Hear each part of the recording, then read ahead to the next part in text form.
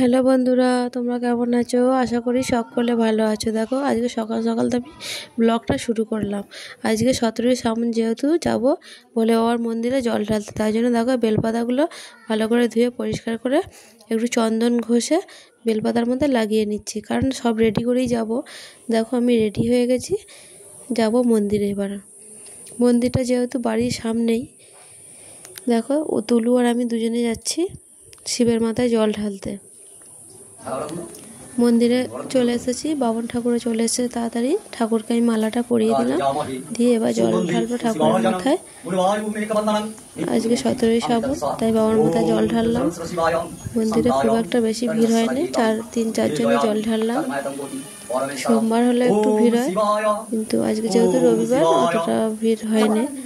আমার জল ঢালা হয়ে গেছে, এবার সুমনা আর তুলু দুজনে জল ঢালবে।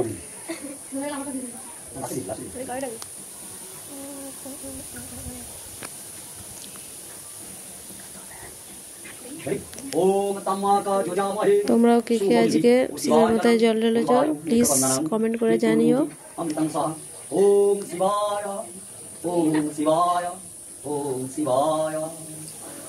যদি ভিডিওটা ভালো লাগে লাইক শেয়ার কমেন্ট করো। হর হর মহাদেব।